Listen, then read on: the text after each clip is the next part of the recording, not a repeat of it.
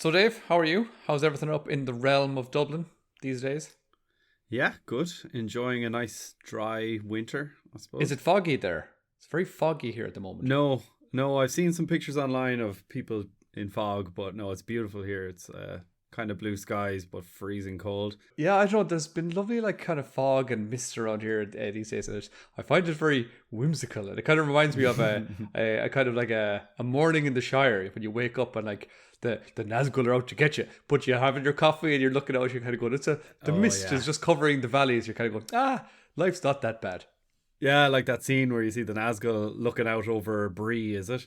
Exactly that scene. I've Yeah. actually posted a couple of good morning tweets there recently. If anyone's following us at Mellon Yeah, underscore they've heads, been lovely. and yeah, just like little Shire or Hobbiton pictures. It looks very autumnal and whimsical, as you would say. Very good. And you haven't seen any elves knocking around the place up there in Dublin, have you? They don't live there. There's no Elven Realm in Dublin, no? No, we're expecting Santy's elves, but apart from that, no elves. Very, very good. Well, yes, because that's basically what we're going to be looking at today. We're going to be looking at the Elven Realm, and one in particular, and that is the realm of Eregion. Ooh, Eregion.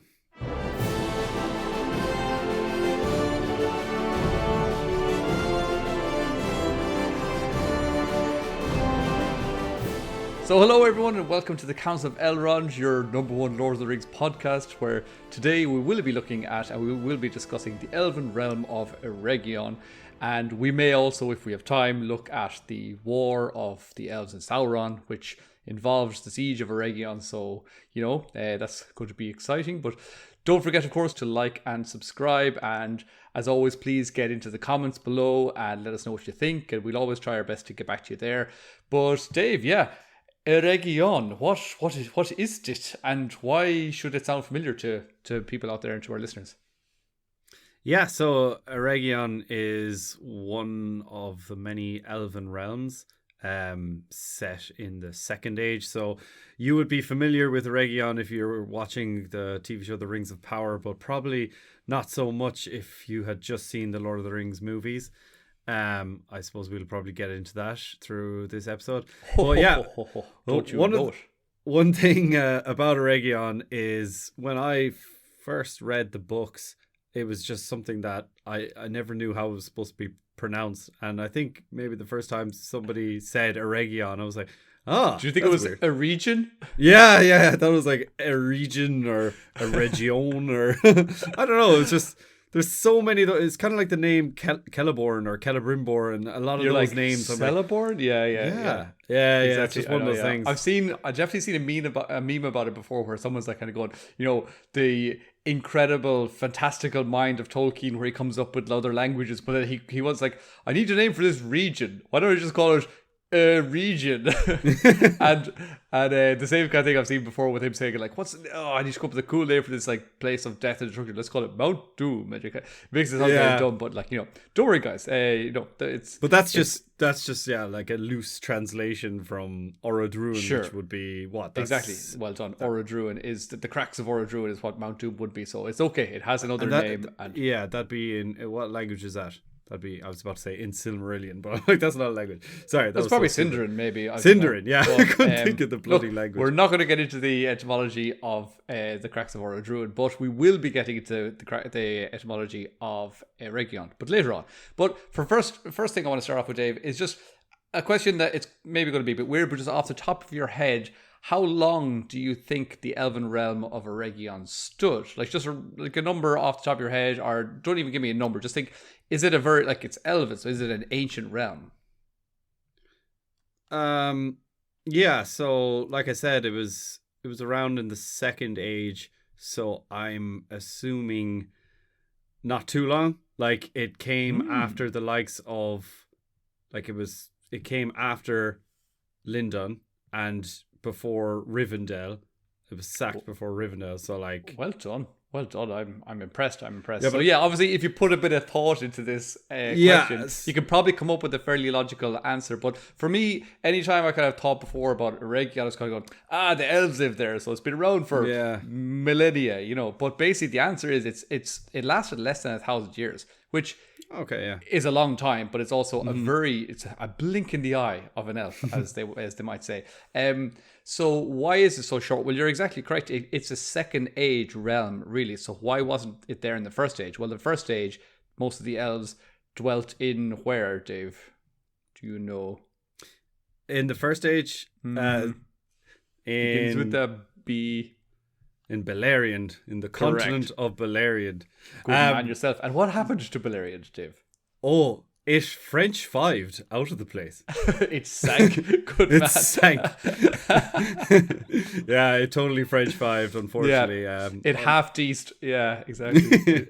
Sorry, I just have to interject there because we were talking about the pronunciation of some places in Lord of the Rings earlier, and I have to give a shout out to his name is Bard of Arda. I'm pretty sure, Johnny, you actually introduced me to him. But I'll take the credit for that. Yeah, you take the credit for it. But when I looked him up, he was already following our page, Mellon Heads, on Twitter. Shout out to you, sir.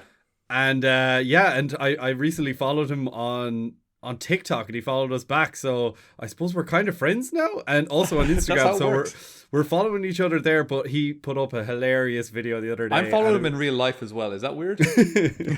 yeah. I stalk him. But I saw he put up a really funny video the other day, and it was just like, so reading the book The Silmarillion, Chapter 1, Anal in Dale. Oh, I loved it. Yeah, if you know, you know. You know. Right, anyway, so going back to where we were. So in the first age, the elves are all off partying up in Beleriand, and at the end of the first stage, there's a big thing, and the whole continent basically gets destroyed, and the world is broken, and that whole continent sinks. And that, if you look at the map, that is like the western part of Middle Earth, and that all disappears, and it goes under water, except for like a few islands basically that are left. And so then that's where we get the new western coast becomes Lindon, which we know is on that west coast now of Middle Earth. But obviously that was just an inland location before that. So then Eregion, again, if you've seen the Rings of Power, you might be familiar with some of the maps and some of where things are in relation to each other. But basically, Eregion is another good bit into the east, inland again from that point as well. So basically, at the beginning of the Second Age, they set up Lindon, and that became their new kind of headquarters, and that was under the rule of Gil-galad. And after a period of time, after about 700 years, some of the elves started to kind of get more curious about going further inland, further east, and they started to wander off. And some of the most notable elves to leave included, first of all, people like Galadriel and Celeborn, and they went off and they dwelt beside some lake somewhere. It was very idyllic and all that kind of stuff. It sounds lovely. And then the other most notable emigrant was Celebrimbor. And again, who was Celebrimbor for all of our listeners, Dave? So Celebrimbor, again, if you're watching Rings of Power, he's the guy that creates the Rings of Power. He worked closely with Anatar, unfortunately, but he didn't know he was the Dark Lord Sauron. But yeah, Celebrimbor, most notably known for creating the rings, and he was the grandson of Fëanor, who was the one that created the Silmarils. Exactly. So he was famous amongst the elves at this time. Before he's now, we would know him as being the creator of the Rings of Power, but back then he was already a very well-known guy because he was Fëanor's grandson, and everybody was like, oh my God, there he is. Look, there he goes. Well respected, exactly. And he was the greatest smith of that time as well. So again, after he had been living in Lindon for 700 years, he left and he headed east because he was told of the mithril being mined by the dwarves in Khazad-dûm, and he was a bit excited to create some new kind of crafts. And he was like, oh, this what I'm going to do. Going to get some like mithril glitter, sprinkle it on some things. It's going to be great. And so loads of the elves followed Celebrimbor, and they ended up founding the realm of Eregion. And this in the year 750, so 50 years later, Celebrimbor and his Noldurian company built the capital city of Eregion, which was called Ost in Ethil, which means the fortress of the Eldar. And this city lies near the west gate of Khazad-dûm.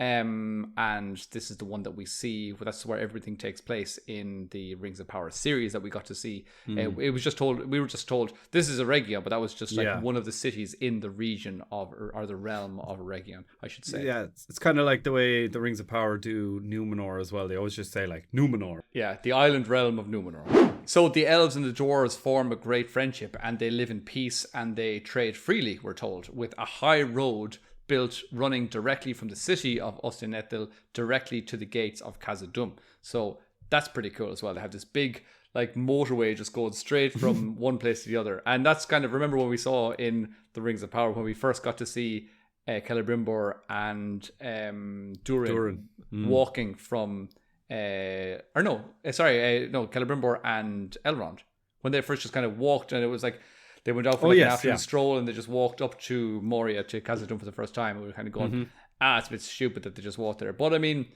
it is a bit dumb. It is quite a bit of a distance, but it is like the nearest thing to it. It's just up the road, basically, they would say. They just hit the fast travel button. They did, yeah. Do you want to bring a bottle of water? Nah, be grand. So just to talk about the shoes. Yeah, exactly. Don't need any of that, not even a stick. But just in terms of the geography of the location, just this is from the Tolkien Gateway. It says that Eregion was located in Eriador. Again, if you're getting confused with things, it is a bit confusing. But Eriador, again, is the kind of the larger province, I suppose. And then Eregion is a realm within Eriador. Lindon would also be in Eriador. So they're both two realms inside the same province, basically. And then it was west of the Misty Mountains. And again, anybody who's map illiterate, west. So you've got the Misty Mountains, and then to the left, we have this little area. And it's near the west gate of the underground dwarven realm of Moria. Then the northern border of Eregion was a low ridge, 135 miles south of the Elven refuge Rivendell.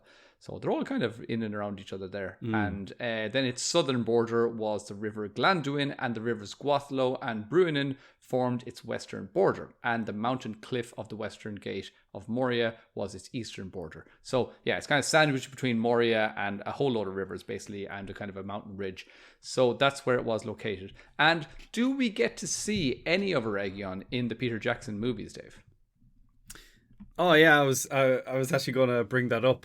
For anyone that has only seen the movies, it is so close to Moria, because it's when the Fellowship are traveling to Moria, there's just one small scene. I think it's like a helicopter shot where the camera zooms around like it just looks like one big giant ruined building or fortress or something, but you do get to see the ruins of Eregion, but it's only like it's ancient ruins, so yeah, really small bits of broken down walls. But next time you're watching the Fellowship of the Ring, check out the little montage that plays before they get to like the Mines Moria, or before they get to the making exactly the just as they've just left Rivendell. When the Fellowship is first established, they leave Rivendell, and then we're getting the kind of the build up of the Fellowship music, that like the main theme. And as we're getting that music for the first time in its kind of triumphant sound, we get these kind of swirling 360 helicopter shots, and that's exactly it. Well done, so good job on that. But we get to see just cool movie. I know. Can't wait to watch it. It's time. Like while I was researching this podcast, I was just looking up different things. I was like, oh, when do we get to see it? Do we get to see it any other times? And I was just like watching these, like, oh, here's a little YouTube clip, and it was like, you know, it could be like a 20-minute clip, and I only need to see like 30 seconds. I was like, I guess I gotta watch the whole 20 minutes just in case. And I was like, oh, this is great. But so that is the scene where we get to see that in the movie. So it's cool, like just these little things that they just kind of throw them in there. Like I never knew that this was a particular region or a particular like important area. And again, what we get to see, we don't even know what that is. We don't know if that is Ostinethil, or if that's just another, you know, outpost, or it could be anything. Could be a like, watchtower or anything. Yeah, it's more than just a watchtower now. There is like a kind of a castle-y thing, and towers and lots of little buildings, but it could be just another small little suburb or something. But I want to get on to something else now, which is about kind of like an alternative canon with regards to Galadriel, actually, and her time spent in Eregion. So we know now that Tolkien changed his mind a lot on things over the period of his life, and we've covered that many times in different episodes. But from other writings, and mainly from Unfinished Tales, there's another version of events around the origin of Eregion, which states that in the year 750, the city of Ostinethil was established by Galadriel and Celebrimbor. So they actually established it together, and it was under the rule of Queen Galadriel, along with her husband Celeborn. So I suppose it was like queen and king. But she actually, in this version, she actually ruled Eregion for 600 years. And then it states that in the year 1350, so that's 600 years after 750 of its establishment, it says that there was a coup, and that at that point, then Celebrimbor became the ruler. Now, this is actually really cool, and it's really an interesting turn of events, because if we look at those dates, we also know that Sauron, under the form of Anatar, he came to Eregion in the year 1200. Now, it's 150 years before this coup. And so he befriended Celebrimbor along with the Gwaithí Myrdain, who I'll speak about in a moment. And he gained their trust and started his manipulation and started kind of, these little rumors and whispers. So also we know elves, Dave. We know elves. We know that they're kind of like the Ents in that they're not very hasty. They take a bit of time to do anything. So when you see Anatar arriving, we shouldn't expect any big moves to happen within the first few years. He's going to take his time. He's going to lay down the groundwork, get to know some people, feel it out. But we always know from all the different versions that basically when he arrived, and even before he arrived, Galadriel kind of had this sense that Sauron was re-emerging. And then we also know that when Anatar first came on the scene, she immediately didn't trust him. And we know that he tried to get in there in the good books with Gil-galad and other people and Elrond, and lots of them didn't trust him. And they didn't really have a reason for it, and they weren't able to explain to other elves, don't trust him because he's Sauron, because they didn't know that. They just didn't like him. So that was the case here as well. So we can see that.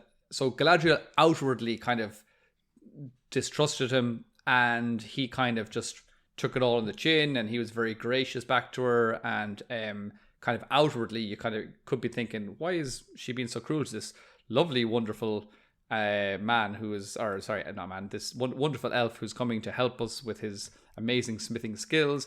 And so that's what kind of was started at this time in the year 1200. And then so it would seem that Sauron was the one who started to sow these seeds of doubt in the minds of Celebrimbor and all of the other important elves, and kind of given them a reason to think that Galadriel was maybe not fit to rule as queen, and maybe for them to not really to revolt and to kind of overthrow her or anything, but maybe to not vote for her in the next election. Basically.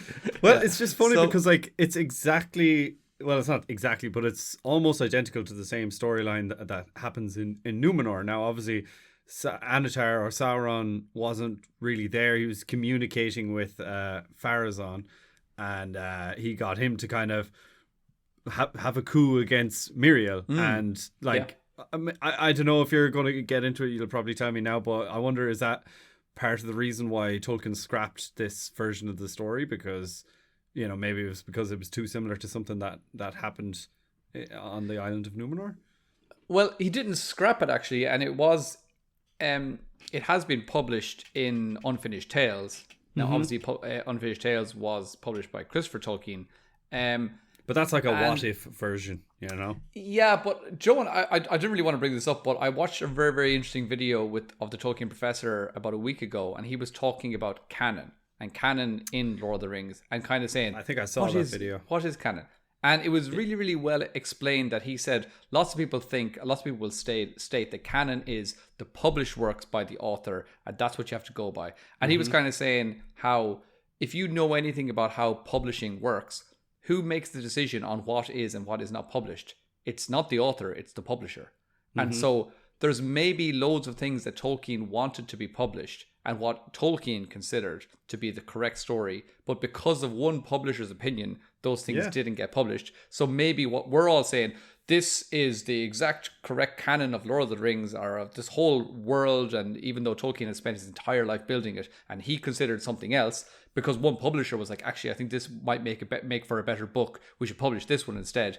That could be the cause of, so I think there is room for interpretation there, and there is a little bit of wiggle room. And if you can see that Tolkien has written something at one point anywhere and it wasn't published as maybe what you would consider the correct canon, you could still make an argument for some of these things, because you could say, well, look, Tolkien himself made these thoughts, even if it was published in a letter or whatever. But anyway, it doesn't really matter. This is maybe a secondary thing, or as I said at the beginning, it's an alternative. But I thought that was quite interesting, so I just thought I might mention it there. But so going on with this anyway, basically, it seems that either way, after 150 years of Annatar being in Eregion, Celebrimbor succeeds Galadriel, and then she takes her daughter Celebrian, and they leave Eregion, and they pass through the mines of Moria, or Khazad-dûm at that point, and upon coming out the other side, they find this lovely area, and they establish Lothlorien on the other side of Khazad-dûm. So that's after she was kind of removed from the throne. But I do have a quick question for you now, and that is, I told you that Galadriel and her daughter Celebrian are the ones who leave. Celeborn decided to stay and to not travel to Lothlorien with his wife and daughter. He instead opted to stay in Eregion, where he no longer had any power, and people kind of probably maybe spoke badly about him behind his back. So why didn't he leave? Why did he choose to stay? Any idea? Is it possibly because he listened to his wife, and also had the suspected doubt of this Lord Annatar that was coming in, pulling the strings, and he wanted to keep an eye on him and make sure that he didn't completely turn Celebrimbor or take over the city himself? Was it something to do with Annatar? Nothing to do with that at all. No, it's far more petty than that. Oh, is it? It's far more petty. What was the route that Galadriel and her daughter took? It's because he didn't want to go through the passageway made by dwarves. So he didn't want to interact with dwarves. Exactly. He just liked the dwarves so much that he refused to pass through Moria to go to Lothlorien. So is that part of the same canon, or is that part of? No, sorry. This is we're now back on track with the regular canon, because in the regular one it was also the same thing, that when Galadriel left before she established Lothlorien, they travelled, her and Celebrian travelled through Lothlorien. I didn't know he was such a racist. Well, now we should remember also Celeborn was a prince of Doriath, and this is probably that's probably one of the reasons why he didn't do it. I love just these little stupid things that Tolkien just included. He's like, well, but he's the prince of Doriath, so that means that the fall of Doriath was probably still weighing heavily on Celeborn at the time. And it's in his lifetime, right? Yeah, exactly. Like, so he's kind of going, I remember that a couple of weeks ago, basically. For him, it felt like that. So people who don't know, fall of Doriath is when it's kind of what kicked off the whole hatred of the elves and dwarves, and it was the whole thing with the Noglamir necklace. The king, yeah, exactly. So there was this necklace made of these beautiful jewels, and then the king of the elves got this Silmaril, and he wanted to have the Silmaril and the elves, and the jewels all bandied together, so he could have this one epic necklace. And he employed the dwarves to combine these things and make it for him, and they made it, and then they fell in love with it, didn't want to give it back to him. He came over on his own. He insulted them, and then they just killed him. And then the elves came and killed the dwarves, and the dwarves killed them back. And then they all lied to each other. The dwarves were like, it was the elves that came after us and killed. And vice versa. Exactly. Yeah. So that was the first domino, I suppose, that kind of kicked off the whole hatred between the elves and the dwarves. So that was probably one of the reasons why Celeborn decided, he was like, I'm not going to go through there. I'm going to stay here. So there you go. Catch an eagle later. Yeah, exactly. Dave, the Gwaith y Myrdain, who are these people? They are the jewelsmiths of Eregion, or Ostanethel. Yeah, I think Gwaith y Myrdain literally translates to jewelsmiths. So, wow, well done. It translates literally to the people of the jewelsmiths, but I'm very impressed. Okay. Yeah. So it's a lot of people talk about Celebrimbor being the one that created the Rings of Power, including myself, about 10 minutes ago. But like, big news. Yeah, a lot of people pulling the strings, kind of like Tolkien and his publisher. No one gives the publisher any credit at all. But like the Gwaith y Myrdain seriously helped out Celebrimbor. They were the people that he was ordering around to create. They were hugely important. Yeah, they like, that was obviously their main task that they kind of came up with. But they also they helped out in the rule of the city itself. Like, and they were kind of they were kind of like political party, I suppose, that was in charge at the time. Oh, and like Fianna Fáil. Celebrimbor was the Taoiseach, Yeah. or the Prime Minister if you're living outside of Ireland. So yeah, if anyone's watching The Rings of Power again, one of the main characters would be Myrdania. She's kind of the only speaking part of the Gwaithí Mírdain. And again, Myrdania, Gwaithí Mírdain, like we speculated that her name was taken from the name of their position. So and do you remember? That was confirmed. Yeah, and we talked about it on our breakdown of that episode, and I brought it up originally saying, like, I think it's a bit stupid that her name literally translates to, like, of the jewel. And and then Robert completely shut us down. Robert from In Deep Geek, we absolutely love him here on the channel, and he was basically like, well, actually, you know that very eloquent explanation for why that was exactly perfectly Tolkien. Yeah, he was like, elves don't have surnames, they often don't have surnames, but they often have like nicknames, and that would be given to them by their craft. So we've got Círdan the Shipwright, literally translates to shipwright the shipwright. So like it doesn't really make sense. So he was like, it actually makes sense in Tolkien's world to call her Myrdania. So thanks, Robert. So that was quite cool. Exactly. We were like, this Rings of Power, this is dumb, but then immediately we're like, okay, actually Rings of Power is class. So yeah, it's the best. So yeah, very flip floppy in this channel. Anyway, moving on to these Gwaithí Mírdain, again, just a little bit more on those. As I said, they were these very, very important people, and as we said, that their work was said to be the greatest since the time of Fëanor, and that's them with Celebrimbor at their helm. They also benefited from their relationship with the dwarves, and they shared secrets of crafting, and one joint project we also know led to the creation of Ithildin, and this was the blending of mithril to create these runes which reflected the moonlight and the starlight. And of course we see that most notably where, David? In the Doors of Durin. Good man. Right. Well done. Perfect pronunciation. Exactly. Thank you. Good man. I'm proud of you. So obviously we know that Celebrimbor, along with Narvi the dwarf, they developed the Doors of Durin. And I think you put up a tweet just like yesterday or something, being like, because Charles Edwards, I couldn't think of his name for a moment. Charles Edwards on Twitter or on Instagram or somewhere, he shared a picture of something from behind the scenes, and he put up this whole like the Doors of Durin, and they had like a hashtag Narvi help too or something like that. I can't remember. But like just kind of like begrudgingly saying, yeah, I guess Narvi had some involvement, so thanks to him as well. It was just very funny.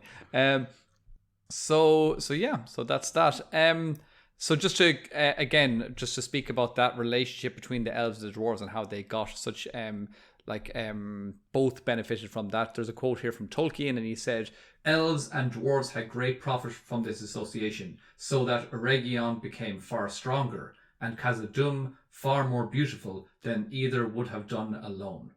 So it's cool that we can see that the dwarves benefited in terms of beauty, and the elves benefit in terms of strength. So they're getting strength from the dwarves, and the dwarves are getting beauty from the elves. So that's pretty cool. I like to see that. And you can see that this, obviously we've seen the dwarven realm of Moria or of Khazad-dûm, and especially we got to see a lot more of it in the Rings of Power show. And it is just this beautiful, incredible creation. It's so cool. And the portrayal in Peter Jackson's as well. I know it's kind of like a ruined city or a ruined realm at that point, but it's just so, like you said there, like it's the grand so strong halls. And just like, you know, pillars and stone, and like when they go into what's the name of that room where they see the Dwaro Delph, where they see just like endless pillars as far as you can see, and I think that's columns. the Dwaro Delph, anyway. But it's something to behold. That's an eye opener. It's a spectacle. Make no mistake. So very good. We're going to shift gears now for a moment, and we're going to look at Sauron a little bit. Ooh. So just the news of this relationship between the elves and the dwarves, and how they were getting stronger and more beautiful, that kind of reached Sauron's ears, and he was kind of worried about this friendship and this alliance, and how they could be getting stronger, and they could be innovating, and he was just kind of going, right, I need to shut this down. So, and then he also actually knew about this relationship between the High King Gil-galad, and he was becoming friendly with the son of the King of Númenor, and he had become a great shipwright in his own right. Lol. And he'd been building this like grand fleet full of these really impressive vessels, and he'd been able to sail them like over and back to Middle Earth, and he was bringing like big huge grand ships across, and they were going down as far as like Harad and places like that. So Sauron was like, right, there's people amassing all over the place. We've got people in Numenor, we've got elves and dwarves together. If they all get together, I'm going to be in a bit of trouble. So he stayed away from Eriador and from Eregion for a little while, and he kind of made sure that he could build up a secure enough stronghold in Mordor. And all the while he had his spies all over the place, kind of feeding him information. And then eventually in the year 1200, as we said, he came himself to Eregion, and he was, of course, wearing his fairest guise that he could muster in the form of Anatar. And he was truly beautiful from all accounts. And yes, so as I said, he was afraid of this alliance, and he needed to put a stop to it. And he tried first by going to Lindon, and he tried to corrupt the king, but Gil-galad and Elrond turned him away. And as I said before, they just didn't trust him straight away. And so that's why he then heads for Eregion.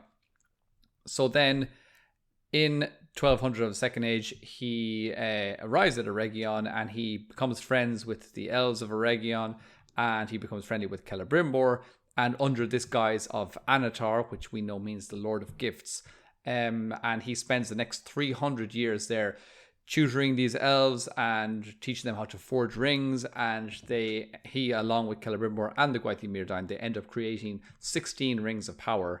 And that was then done, and he completed that task, and he decided to leave in the year 1500. So it's 300 years after his arrival in 1200. And he said, okay, 1500, it's a good time, head back to Mordor and see what's what. I've left that place for a long time. It's probably in a complete mess, and I need to go back and sort it out. And it's probably dust everywhere. Need to get the Hoover out and basically just do a bit of spring cleaning.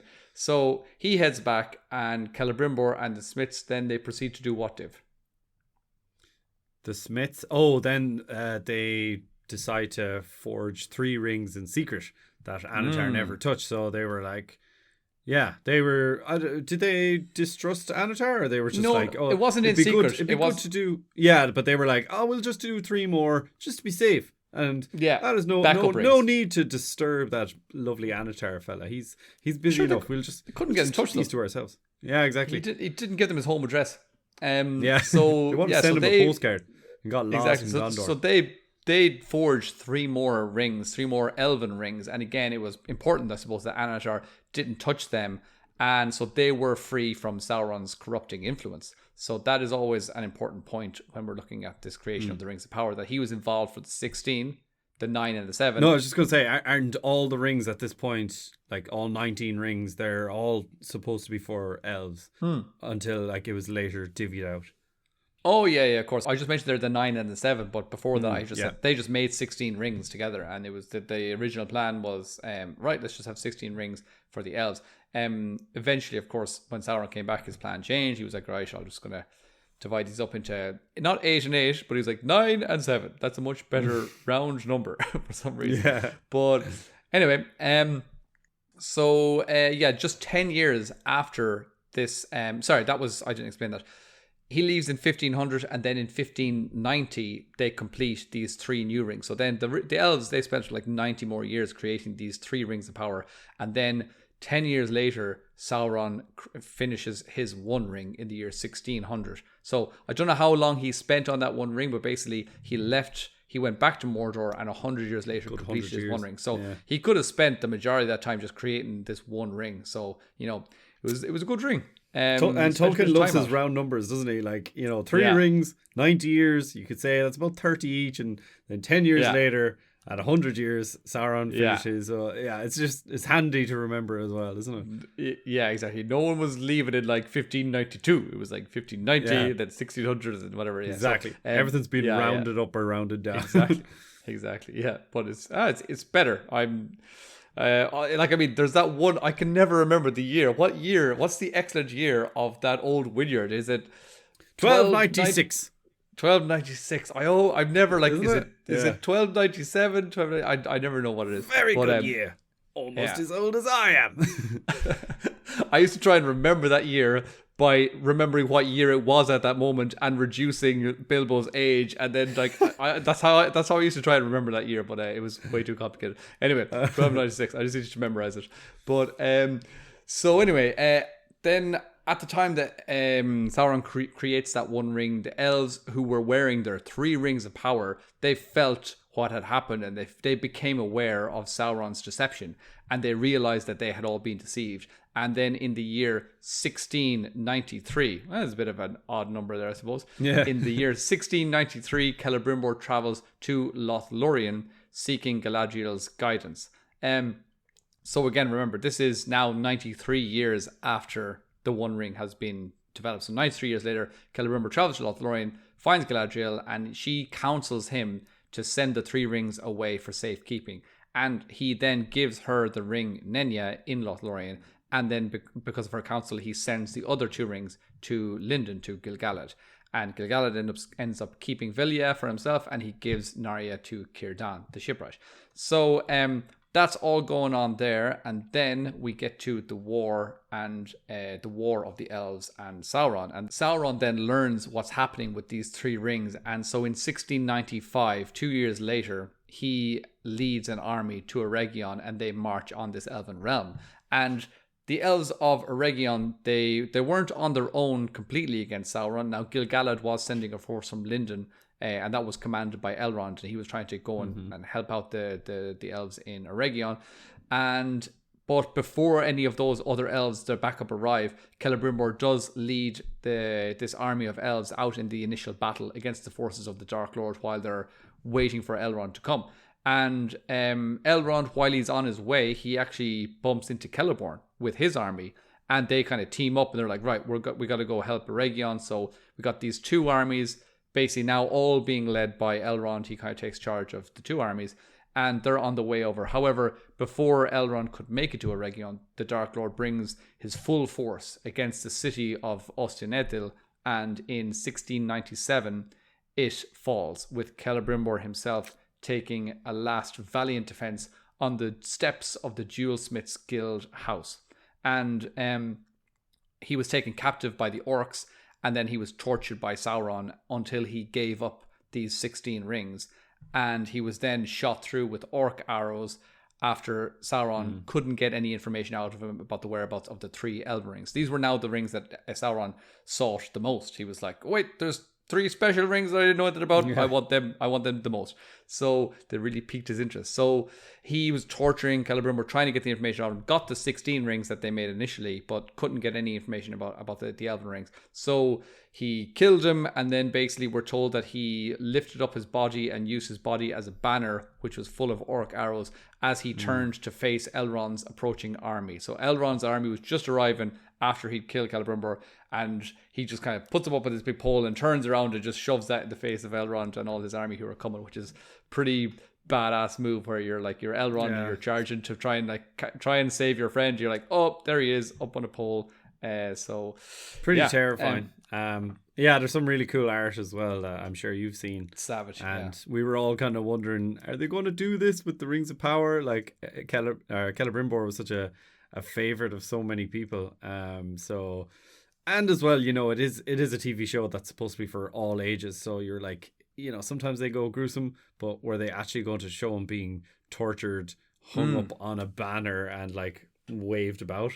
But they kind of, I think the way they did his scenes were quite good actually. Like they kind of paid homage to the way he is presented. Like he gets hung up on a spike kind of, but yeah, they didn't go full Celebrim banner, but it was good.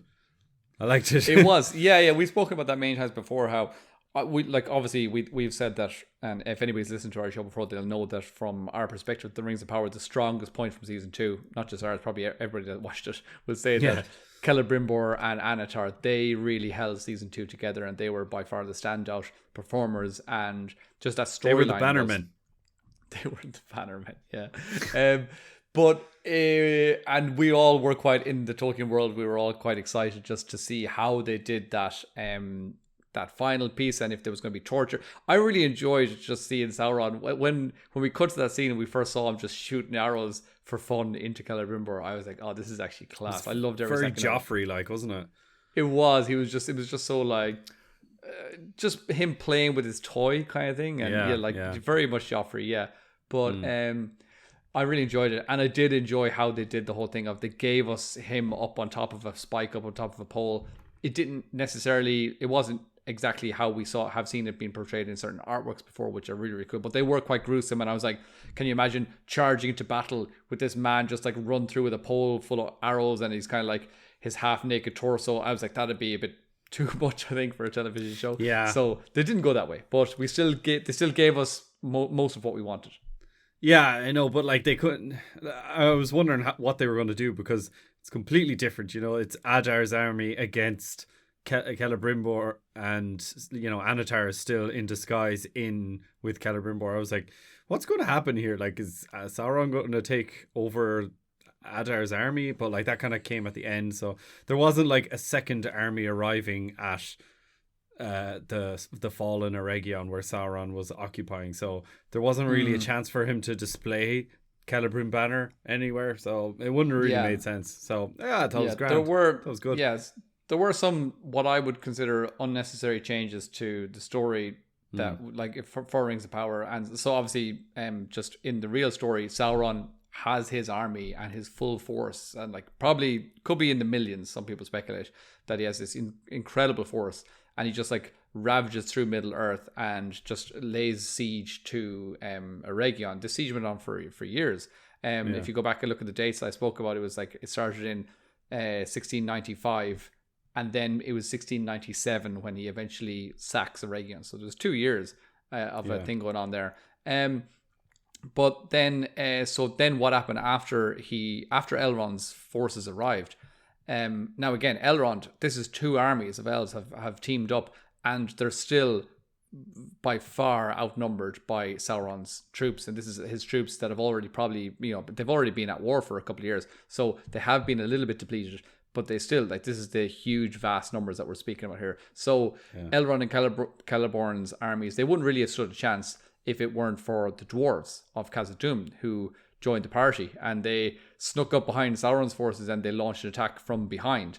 And then we're told that the ensuing battles were bitter, and although the dwarves had helped turn the tides for a brief moment, both the elves and the dwarves were overwhelmed by the enemy, and the dwarves were forced to retreat, and against the vast forces of Mordor, they shut the doors of Durin, which would not again be opened for almost 5,000 years.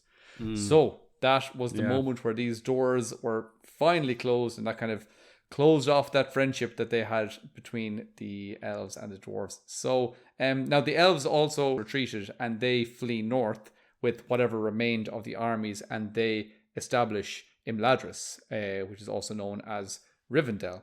Yeah, no, I was just going to say that a lot of people actually, people that are new to Tolkien, I suppose they kind of take the piss out of the Doors of Durin and say, like, why is it such an easy password? Like, how does Gandalf forget it? Or why would they have such an easy password to get into the Dwarven Kingdom? And the fact was, because the doors were wide open. It was supposed to be just like it was supposed to be a tribute to the friendship between the elves and the dwarves. It was never an even open door policy.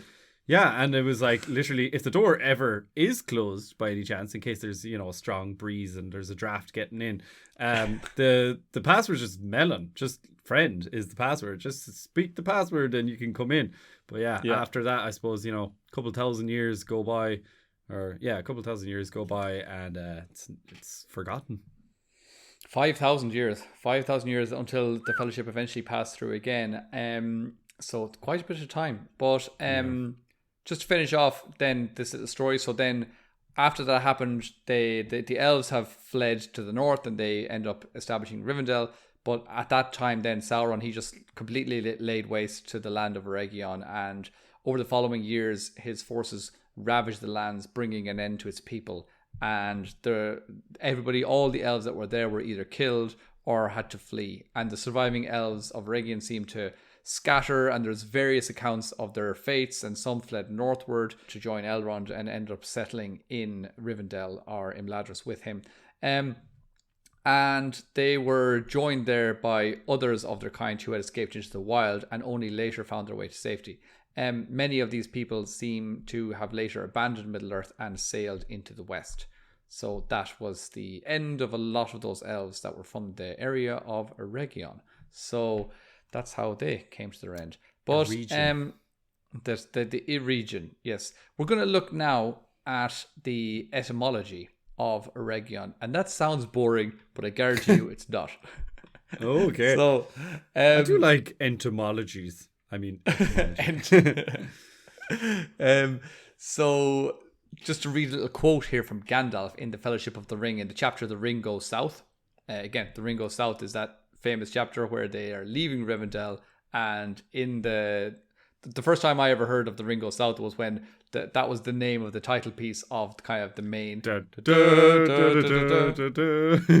that's what so I when I think first of when I got the CD of the theme music for the Fellowship of the Ring, I just remember like looking at the back and I was like, which one is what? That one that I love. And I was like, oh, the Ring Goes South. I was just like playing that one all the time. So then I realized, oh, it's actually a chapter in the book. And I was like, okay, fine. But that's the moment when they're leaving Rivendell and they're traveling south down towards the Misty Mountains. Well, they're traveling kind of parallel, but anyways, I digress. So the quote by Gandalf is, "We have reached the borders of the country that men call Hollin. Many elves lived here in happier days when Eregion was its name." Oh. So Eregion is, now remember, this is 5,000 years later, so it's not called Eregion anymore. And that will happen over time. I suppose if you have a place like the city that you're living in and then all of its peoples get destroyed, all of the places ravaged and it's just left in ruins, nobody's there anymore and everybody leaves and we don't have the internet, we don't have this way of keeping in touch with things and remembering. Same way that, like, you know, Constantinople is not called that anymore and places change names, whatever. Istanbul. So, there you go. Or like how Dublin used to be Ballyahaclia. But then it just, the population kept Dublin and Dublin. So that's why we're called Dublin.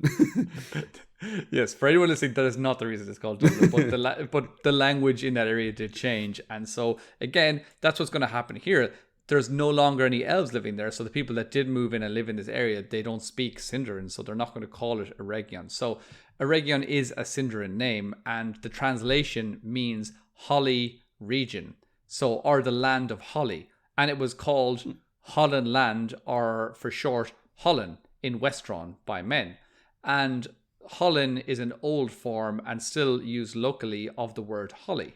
So holly trees were abundant in this region, and the name Eregion is a combination of ereg, which is holly, and the suffix ion, which means region. So Eregion is basically holly region. So we said before, there's a reason and there's a method to the madness of everything that Tolkien does and everything he creates. That's so there you go. So that's cool. So cool. But then, as I said, it was almost 5,000 years. It was actually 4,700, a nice kind of fairly round number, 4,700 years after the lands of Eregion are destroyed, that the Fellowship of the Ring find themselves travelling through the land where it once stood. And this land was now known as Hollin due to the abundance of holly trees. However, we find that that land still remembers its elven connection.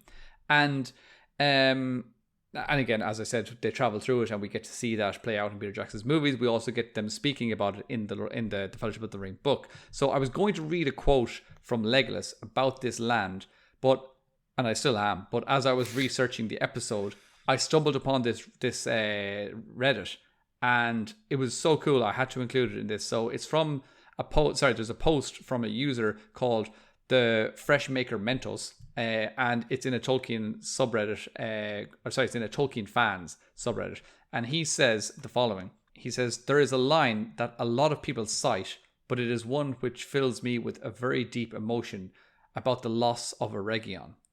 And he says, the quote from The Ring Goes South, again, the same chapter, he says, "The Fellowship reaches Eregion, and the difference between this land and the wilderness they have walked through since Rivendell is immediately seen. Bushes of holly grow all around. The air is peaceful, the waters flow softly, and the stars shine in full beauty. The 9 walkers arrive at some ruins, and Gandalf explains, quote, 'There is a wholesome air about Hollin. Much evil must befall a country before it wholly forgets the elves if once they dwelt there.'" So the elves have been gone for almost 5,000 years, yet still their influence lingers. And then Legolas says it, the line. Quote, "That is true," said Legolas, "but the elves of this land were of a race strange to us of the Sylvan folk, and the trees and the grass do not now remember them. Only I hear the stones lament them. Deep they delved us, fair they wrought us, high they builded us, but they are gone. They are gone. They sought the havens long ago." Now, much of the entire novel and the legendarium feels this way. So much has been built, and so much has been destroyed and marred forever. I've always been interested in history, reading about it, visiting places, the works. This line never stops coming to mind. Reading about ancient Egypt, Mesopotamia, Greece, Rome, the Middle Ages, the Muslim world, pre-Columbians, India, China, Central Asia. So much what humans made was glorious, but it is destroyed, damaged, marred, lost. Many times only fragments remain, perhaps not even that, and ruins, they remain. But those that call them home, gone. Like the Elves of Eregion, gone, lost to us forever. So that was what was written on Reddit, and I thought that was That's class. Just so cool. Very nice. And also Legolas is able to speak to rocks, which is so cool. It's I know. Secret power that we didn't know he had. Yeah, that is really cool. I suppose. Isn't that awesome? Like just the fact that ruins they're are walking, the only thing. They're walking through this land, remember. and like just can you imagine what it must be like to be an elf just wandering around? It's like, do you remember in which game was it? It's the Star Wars game where you kind of what was the name of it again? I can't remember. I know that you're a big fan of that game where you go around and you could like sense. You had this like you had this Force Awake. Oh no Jedi Fallen Order or Fallen Jedi Order Survivor or something. One of those ones. But like Star you Wars could Fallen use the Order, Force. You could use the Force to like sense past moments, and you could get like information from the past. It's called Sense Echo or Force Echo, I think it's called. Force Echo, yeah. And you get a feeling about something, and then when you go near it, you can actually hear the memory that was inflicted on this area. So yeah, that's kind of similar to Legolas. So like, that's like elves just living out their lives. Yeah, it's really cool, and it does make you think as well about the fact that what did you say? It's 4,700 years after all these elves have died, they've gone on to the havens, as the quote says. But it's so cool that like if one elf lived in a certain area, that like they will for probably thousands of years be remembered even by another elf by the use of Force Echo or whatever that weird power is that the elves and the Ents and everyone seems to possess. Tolkien came up with Force Echo first. Yeah, well, George Lucas stole everything. So some fine. from Dune, some from Tolkien. Yeah, what was he doing? Who knows what he's doing. Also, I really love in that quote the way he says, "High they builded us." Builded, B-U-I-L-D-E-D. I just love hearing Tolkien spell things wrong, but you're like, he's not wrong. We're all wrong. No, when you read that out, it made me think like, yeah, that's accurate. Rocks would be stupid. I'd be like, well, the rocks don't know how they were built. Yeah. So I just think that that's such a cool quote. I just love those little, and these are just like a little throwaway line that, but probably the first few times I read, well, actually probably every time I've read The Fellowship of the Ring, I've never really focused that much on this line until I was kind of researching this podcast, and I was kind of going, oh, wait a minute, didn't they mention it in The Fellowship of the Ring? And I went looking for that quote, and I found this, and I was like, oh, there's so much more. And it was like going searching for, I don't know, a bag of crisps and finding a freshly made pizza. Yeah. Well, there is a reason that, not on this podcast, but there is a podcast out there, or a couple, where they will literally dissect every page of The Fellowship of the Ring, The Two Towers, The Return of the King, and probably they've moved on to other works now. I think they're finished The Lord of the Rings, but they'll dissect a page, and there's so much in there because, just from that little quote alone, you can talk about almost a different type of power of the elves, or even just a different way that they see each other. And even, I know I'm only kind of saying it tongue in cheek, but like the stones having a bit of an emotion, like and being stones, kind of sentient. I'm just going to read the quote one more time just because I think it's just so cool. So just very quickly, so it starts with Gandalf saying, There is a wholesome air about Hollin. Much evil must befall a country before it wholly forgets the elves, if once they dwelt there. That is true, said Legolas. But the elves of this land were of a race strange to us of the sylvan folk, and the trees and the grass do not now remember them. Only I hear the stones lament them. Deep they delved us, fair they wrought us, high they builded us, but they are gone. They are gone. They sought the havens long ago. So it's like the stones are just like, we miss you guys. Why have you gone? Why don't you come back and rot us some more? Or rot us higher. What's the president? Write us. Ring us. Wriggling. Raw and wriggling. So deep they delved us, fair they wrought us, and high they builded us, but they are gone. I just think it's so cool. So I love that. Yeah, it also feels like the stones really respected the elves. They're like, and they're like, look what you've left us. Now we've got these feckin' men that are just making absolute disgrace. They're making a mockery. They can't even build a 10-foot wall. Yeah, even when you write us or rot us, like it was quite You're fair wrong because us. it can be quite painful. So yeah, I just imagine that's like, if someone's going to the dentist for years and the dentist is just pulling their teeth out, and then like me, generations later, I go and I get the best treatment available. I get an injection so I don't feel any pain. That's and like a lollipop. The stone, yeah, that's how the stones are being treated by elves compared to stones being treated by like men and dwarves. And on that bombshell. No, so just then basically this is when the fellowship are passing through this land, and then what happens, then the fellowship continues from that location on along the very high road, the very motorway that I spoke about before that connected Ostinethil to Moria, and they take that road to Moria, and now that road is completely in tatters and it's barely recognizable as a road anymore. But again, just the road that Gandalf and the Fellowship are walking along, Tolkien's like, I have a history behind that road, and it was once a massive highway, and it would connect these two, and it's just like, it's just so lovely and so refreshing. It's just so like, I just feel like I get hugged by the lore. I'm just like, this is just, it's all amazing. That's so true. Yeah, so true. And thus brings to an end another podcast on the Council of Elrond. So, what do you think about that all, David? Did you enjoy that deep dive into the lands and the realms of Eregion? Yeah, there's something special about the Elven realms, and especially Eregion is cool because that was one that we didn't know much about when we first watched the Peter Jackson trilogy, because that's how you and I were introduced to Tolkien and Lord of the Rings in general. So Eregion always came later, and I was excited to see it in the Rings of Power. Thought it looked pretty cool, but yeah, the best place to go and read about or to hear about Eregion is in the source material or on the podcast here on the Council of Elrond. If you want to know something, just click that button and put in those headphones and subscribe. Subscribe. So that's it, guys. Let us know what you think about this Elven realm, and also get into the comments and let us know what you think about that alternative version with Galadriel being the queen of Eregion. Do you like that? I think I prefer that one maybe. But please let us know in the comments, and if there's anything we didn't mention, you can also let us know down there too. We always love hearing from our scholars and our listeners, and a lot of you are much more knowledgeable than Dave and myself, so we always appreciate that. So keep your input coming. But thanks so much as always for listening and joining us on the Council of Elrond, and we will see you on the next one. Bye.